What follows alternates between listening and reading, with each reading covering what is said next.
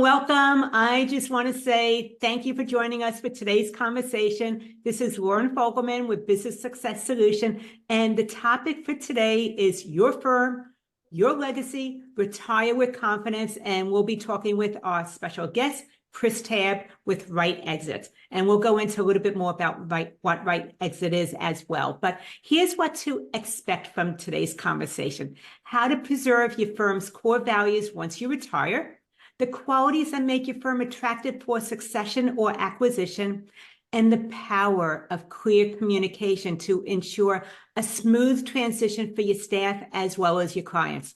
So if mergers and acquisitions, your exit plan is something that you've been thinking about, even if it's a little bit off in the distance, I suggest you get ready to take some notes, because Chris is going to generously share so much. And then we'll show you how to connect with him as we wrap up.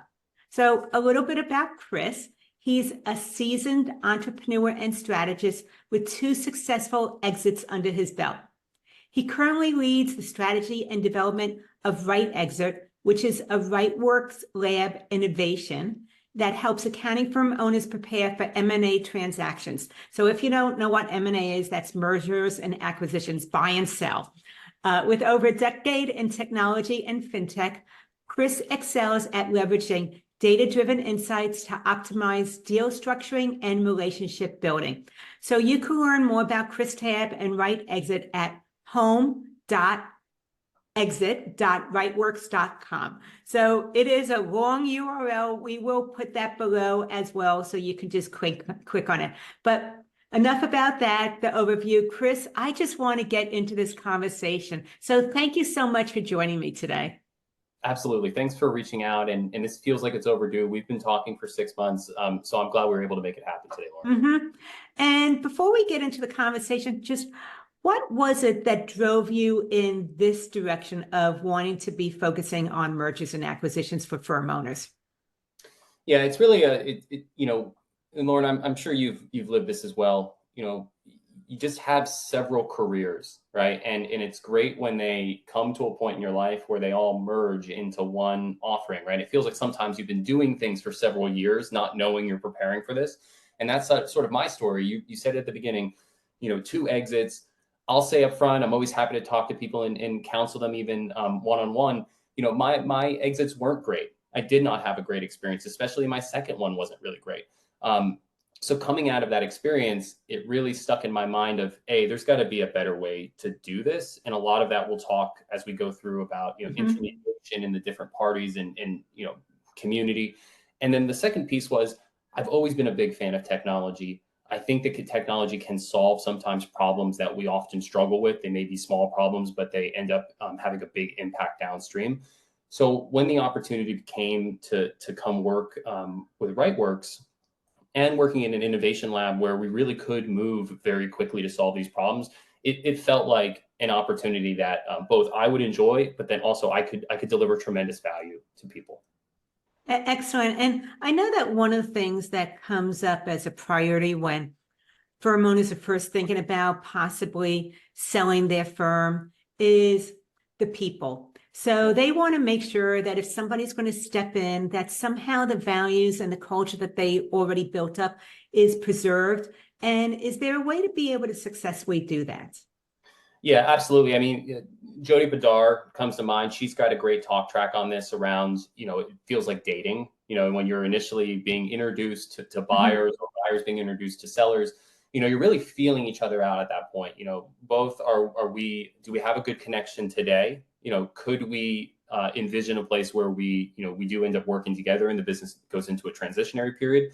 But then I also think if we back it up to finding the right buyer, right? So typically in the accounting space, under $5 million, you have, private equity, of course. You have search funders who are coming in. They're typically backed by, outside capital. The CV is typically the same, Harvard, MBA, maybe worked for a couple of years at a Big Four. And then you also have existing accounting owners, right, who want to grow. And then finally, you have more of that tech community, folks coming out of Silicon Valley, have some money in their pocket. Maybe they just did an exit and they're looking to get into the accounting space because they're attracted to the margins, right? I lay those types of buyers out because really as a seller, you have to understand which one of these folks are going to continue my legacy. If that's what you want to do, right? You may be ready just to hang it up and, you look at the business as an asset. Or if you want to continue the legacy, it's about finding the right fit, right? Private equity may not be the right fit, right? A search fund may not be the right fit. Maybe it's another accounting owner which lives in your town, has similar services, and you would be a good integration, right? So I think it's not only about how do you feel, but then also what has the person done, or what has the company accomplished in the last few years as far as a track record, which you can sort of then overlay. Okay, what would it look like if they subsumed my firm into their operation? And is there something different to consider when we're maybe talking with smaller firms, the small to mid-size that are under 5 million a year in revenues? You hit it right there. Alan Colton is a great source of information in this community. He represents typically those, or the stories that he's involved in are typically north of the $50 million, area. So you and I often are talking to a much smaller, Mhm. revenue, EBITDA numbers, things like that. So you're right. If I'm an accounting firm today, and let's say I'm a CPA, right, or I'm a bookkeeping firm. This is even better. Bookkeeping firm. There has been a trend over the last few years of where people will turn their nose up at bookkeeping from a purchase perspective, right? They look at it as like, oh, who wants orphan 1040s? Who wants to get like all these questions, right? Now you're seeing this emergence of technology solutions that are buying those. They're buying Mm. orphan. They want them, right? They're building businesses. So often, when we think about how do I best position my firm for sale, how do I attract the right buyer, it comes down to a lot of how am I set up today, and how am I going to be acting? How am I going to plan for the future? Interesting. I love looking at that because I talk to so many firm owners and they've been doing things in a very traditional way and they want to shake things up, but it feels like it challenges their comfort zone. So you're saying if you want to be able to exit and not just close down everything, you need to be a little bit willing to challenge that comfort zone and step out of doing things the traditional way that you've always been doing them. Yeah, and we typically filter this conversation, Lauren, Mhm. through 24, 18 months, right? Somebody already has an idea in their head, something has happened, they're moving towards it. I'm not saying succession planning is too late at all at that point. It's a great place to start. But my wife actually just opened up a business, and we were talking this morning, and I had mentioned I was speaking with you later, and she said, well, when should I start doing succession planning? And her business literally opened up 2 months ago. They've got a waiting list, it's a daycare, great operation. But Mhm. it occurred to me, yeah, it is never too early. you Mhm. know, she's 33, in great health, but who knows? I mean, we live in the world. It would be great to have a succession plan identified, employees who would take over. What does the business look like without her being involved in it, right? She can't be generating 85% of the revenue and then no longer be in the picture. That's not attractable for anybody. Exactly. Hmm. So it's a number of things. And the timing is, when do you want to have peace of mind, essentially, is what I would say at a really simplistic level. And one of the things you were mentioning a moment ago was about technology, innovation, and that those are some things that make a firm attractive for potential acquisition or buyers. Let's talk about the role that technology and innovation does play, no matter what size your firm is, when you're looking to maybe sell your firm. And I don't want to plug, RightWorks or Mhm. Nina sort of focusing on that story, but there is a great story that I'm seeing in some internal studies where if you are a RightWorks firm and you sell to another RightWorks firm, there's an instant efficiency that you gain there in the way that the systems interact, the downtime that you would need, and then also just the different accounting teams coming in, right, trying to handle that. If it's a single provider like RightWorks, there's an immediate story there. It's also about, and I think you're starting to you're touching on, what if I'm a traditional practice and I meet my clients face to face, I do a lot of paperwork, I'm sending a lot of mailers, things like that. I think technology is going to be your best friend over the next couple of years, and you have AI coming in very strongly, and that should be a wake up call. If you're not on that technology continuum already, you really need to start focusing there, because there are AI solutions that are coming in and are able to operate at a less resource cost, right? Take off some of the busy work from your staff. I think anybody that's doing AI and technology right now shouldn't be looking to replace employees. They should be looking to enhance those employees. And that goes hand in hand with succession planning, exit planning, transitioning out of your business. If you can start thinking now about how can you maximize the revenue that each one of those employees is generating, that's where technology, innovation, AI starts to come in. It's not something to be scared of. There's some really great solutions out there, whether it's WriteWorks or it's TR. There's some really good solutions coming to market right now. I want to support that comment because I recently read about the Big Four and how they've been using AI. And one of the things that they found is that their junior level accountants can now do what someone that has 3 years seniority was doing. So it actually fast tracks the evolution and the path of your more junior people so that it increases their value and they can do more than what traditionally if it was done manually or without AI. Is that part of what you've been seeing also? It is, and when we have a sister product here at the Innovation Lab, it's Spark. It's AI built for accounting firms, and that's very much the way that they think. Is there is a lot of work that your employees are doing today, which is just busy work, right? It's things that they do over and over again, whether it's writing an answer to a question that they get that's very common, right? Or if it's a form that they need to send over, or if there's information they're missing, right? All of these things can be built into automated systems with some AI behind it. So it doesn't feel fake, or it doesn't, you're not having misfires. Some of these systems are, as you know, are incredibly intuitive on what they should be doing and when they should be doing it. And as we're talking about that, one of the questions that's coming up on my mind that we didn't touch on earlier, but I see it as a reality is, does a rural or an accounting firm that's in a small community need to think about some things differently than one that's in a larger metropolitan area? They absolutely do. And I put out a data study maybe a week or two ago. I think I published it on a Saturday. I can share it back on the podcast. But we did an analysis of the $5 million market, and you do see some real opportunities in there, right? So there's folks who are running bookkeeping firms in rural areas, and you see the multiples are definitely lower than what you will find in major metros. However, a lot of the major metros, though, they have a lot of competition. So when you're doing a competitive analysis in those local markets, you should really be paying attention to, okay, if I'm buying a practice at an elevated multiple because of the geography, truly how much runway do I have to expand into this area? And then on the rural side, with the introduction of remote work over the last 3 years, AI, the ability to even leverage offshore teams. Like I know Anshul is somebody that we both talked to a lot, June 15th Consulting.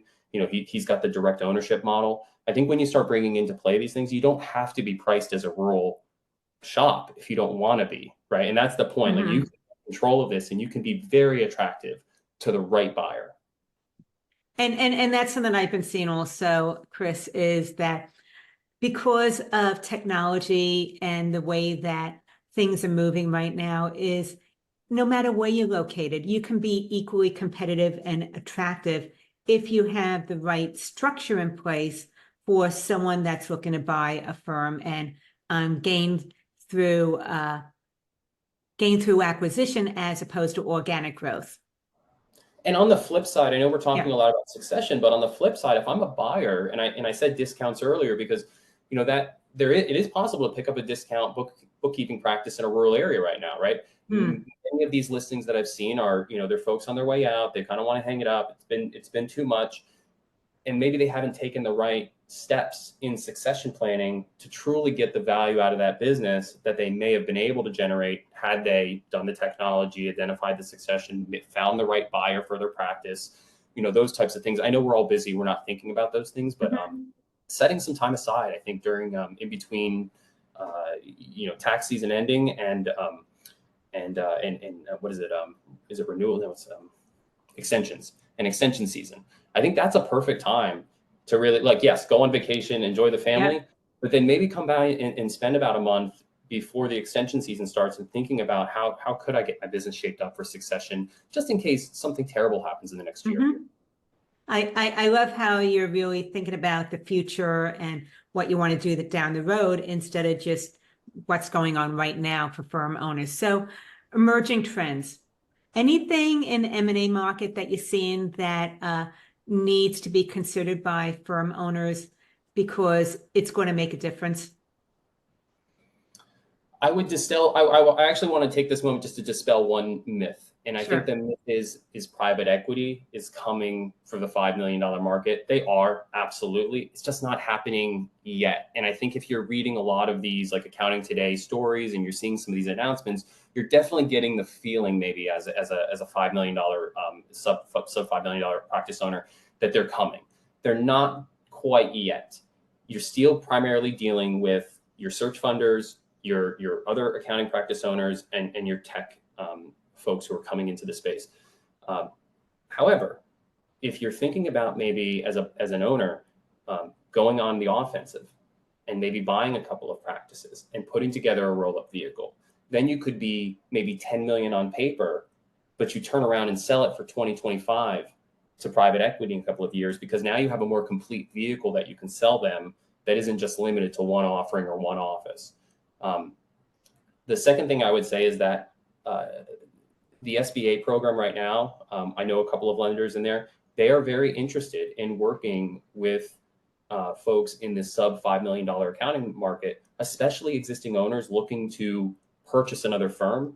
And part of that is it's a lot easier to get that deal done when the codes match up and you have a business that's already operating today and generating profit. You may be in a situation where you may not have to put anything down.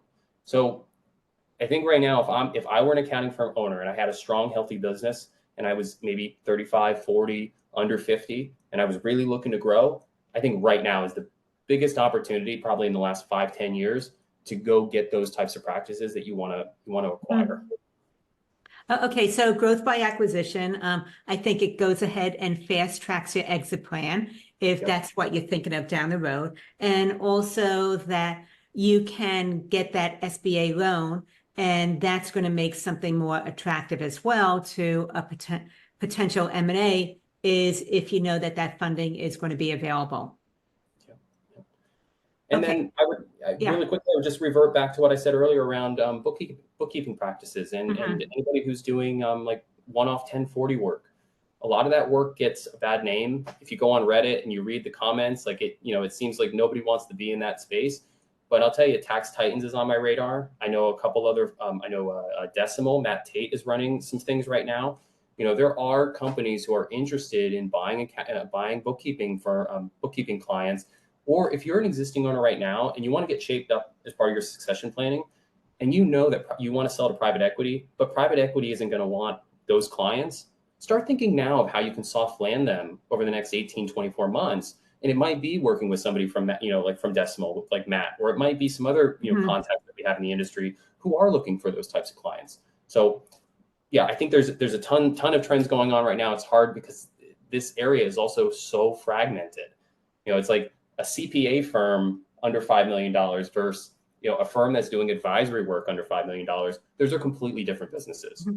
And what I'm getting from all this, Chris, is that if this is something that is top of mind for a firm owner, instead of figuring out yourself, then go to the right exit community or find someone that is already aware of mergers and acquisitions, that specializes in accounting firms, and connect with them, maybe hire them for consultation strategy. So you are well positioned, and this way it's going to be an investment that pays for itself down the road. Yep. And maybe this is the pivot point where I plug exit here, but that's exactly what we're looking to build. I looked at the space back in November, and what had occurred to me was there's a ton of experts. They're just not in one place. If I was an accounting firm owner looking to sell my practice right now, I wouldn't know where to start. I don't know who is good in this business. There's no sort of badging. There's no reviews.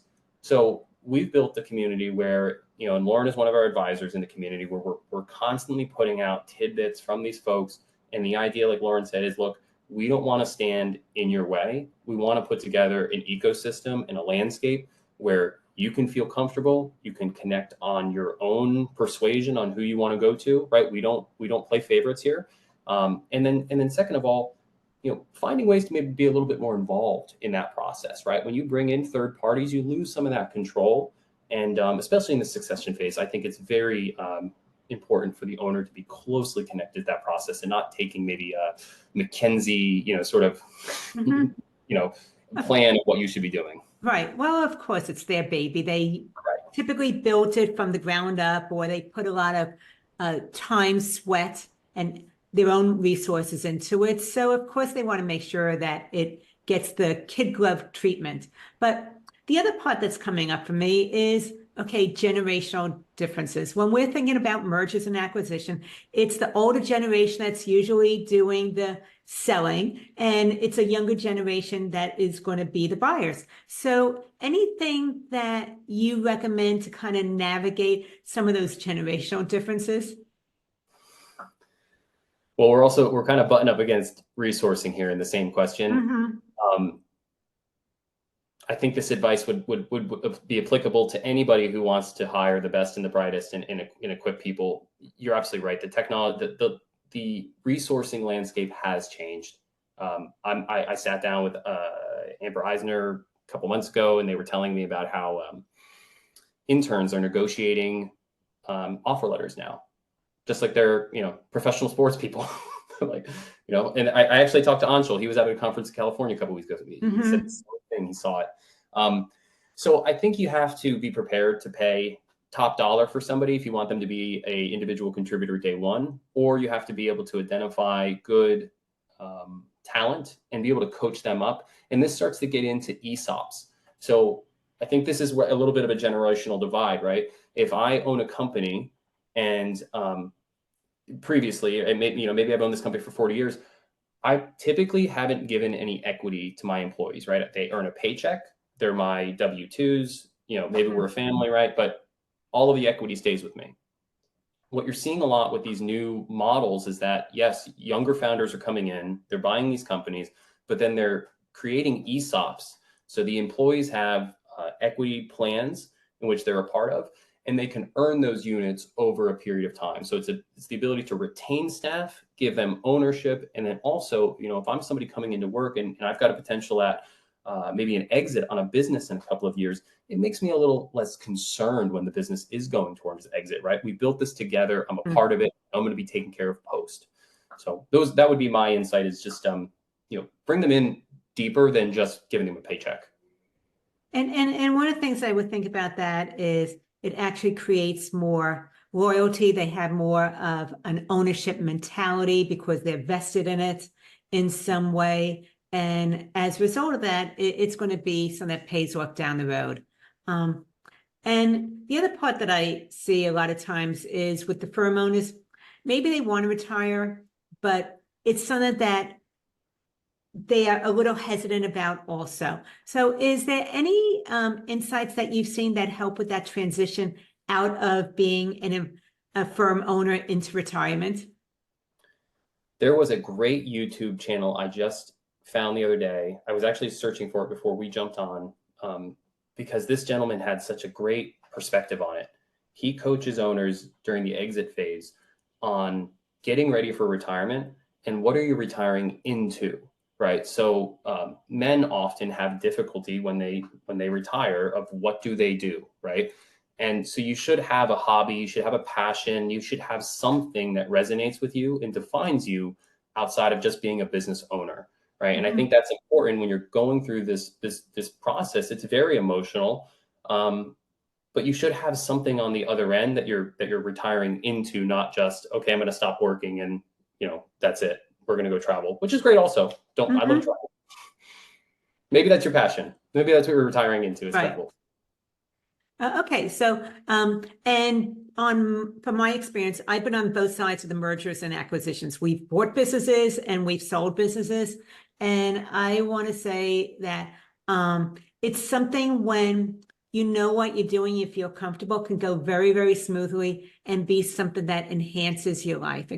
But if it's something where you're going into it or it doesn't go as smoothly, it's going to create a lot of stress and tension. So I think that having someone like you're talking about, Chris, that has already been through this or can guide you through this is going to make a big difference in the long run, especially if you're looking at this as your final exit plan. You don't want to be one of those firm owners that sells and then realize you can't stay home all day long. It's not working for you, so you go back to work again.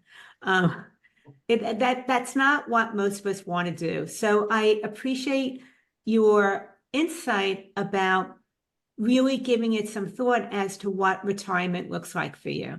Because it could be going in a new direction or giving back to the community in some way that you were never able to before. And I think that there's so much more than just thinking that you're going to live out your days on your porch, sitting on the rocking chair, waiting for the sunset to go down.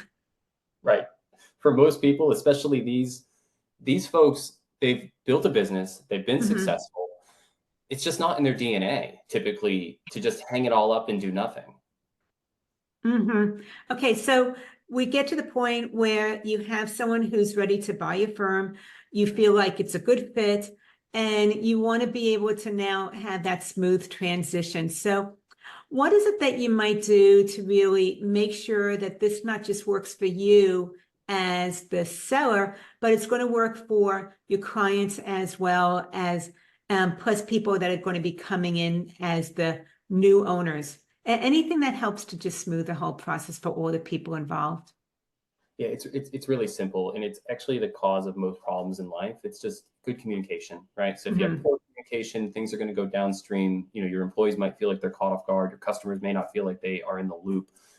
So as soon as you, and I know this is going to come down to, right, ink is on the paper and dry, but really once that's happening, you want to move as quickly as possible and not be caught behind the eight ball. You know, maybe an announcement goes out or an employee posts something on LinkedIn. You want to be in front of that. Um, Additionally, I think bringing in somebody who is non-biased, right, but still works for you in a sense. So a consultant type, I know a couple of them.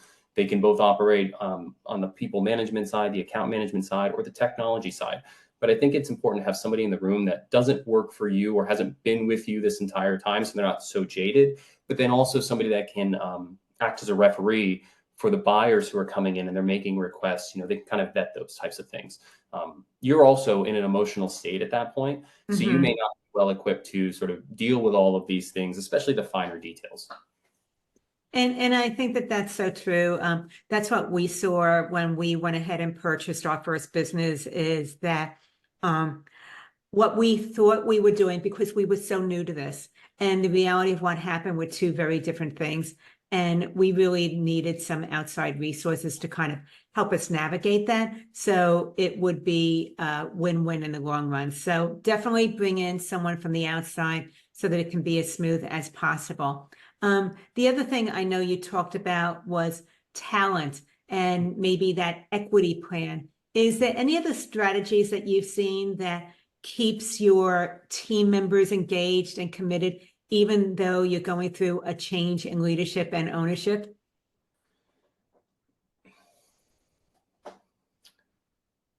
Yeah, I think it starts before the transaction. I think it's about sitting down with each one of your employees and either letting them know they will be soft landed, right? They'll have a home, um, or they won't.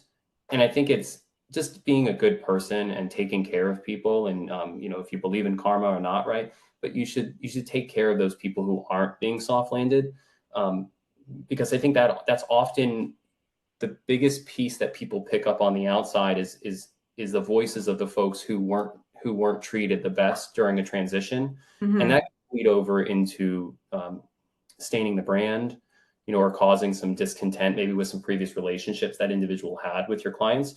So yeah, take care of people on the way out if they're not being transitioned over to you, and be upfront with them and have that communication. I think the other thing that I've seen, especially with for smaller firms, and the fact that there is a talent shortage here, is there is some people looking at buy firms because they want to acquire your team. Yeah. That is something that is very, very attractive, is the fact that you already have seasoned talent there and it lets them absorb that seasoned talent. So has that something that you've been seeing as well? Yes, I had a conversation with one of our community advisors about a week ago, and he was saying that it is, as the acquirer, you need to avoid taking the bait of firing the executive team, because you know you may come in and think, well, we've got this covered. We have it's duplicative in nature, but what you can't account for is the tribal knowledge of the business. the things that aren't documented, the little things about the particular clients, right? You should know that maybe are not going to be in the sales force. So yeah, avoid that bait and try to transition them over as long as possible. I know this is a business transaction. We can't, just have people hanging on forever, but don't come in and fire the executive team. Mm-hmm. Yeah, I've never heard the word tribal knowledge before, so I love that term. It makes so much sense because there's nuances within any firm culture that someone from the outside is not going to know right away. And we want to make sure that this works for everybody, all the people involved. So, Chris, you've made some powerful points. I learn from you each and every time we have a conversation. Some of the things that we touched on is how to preserve your firm's core values once you retire, the qualities that make your firm attractive for succession or acquisition, and the power of clear communication to ensure that smooth transition for staff as well as clients. So if somebody wanted to find out more about Right Exit or just have a conversation with you, Chris, what's the best way to do that? And I also know you have a resource to share. Absolutely. So if you're on LinkedIn right now, I'd say just go up to the search bar, search Right Exit by Right Works. We should pop up. Give us a follow, and then always feel free to connect with me and message with me. I probably will reach out to you in the next couple of days. I usually do a pretty good job at reaching out to new followers. And the other thing I would say is if you want to be involved in the community, Lauren, she knows this firsthand. We love to speak with folks who have a level of knowledge that can be very beneficial for our community. So if you are somebody like that, don't hesitate. Please reach out to me. I'll meet with you. Let's get you a video. We'll get you introduced to the community. And then, resource. We have a succession guide that we have. It's both available in a downloadable link. And then also, if you go to the Right Exit page, we have a OpenAI GPT that we built. So if you're familiar with OpenAI GPT, you can just go on. It will answer any questions you have, and it's all informed by, I think it's over 100 pages of succession that we built in a playbook. Excellent. Chris, I appreciate the conversation. Thank you for everybody that's been joining us. This is Lauren Fogelman with Business Success Solution, showing firm owners how to double their income working half the time.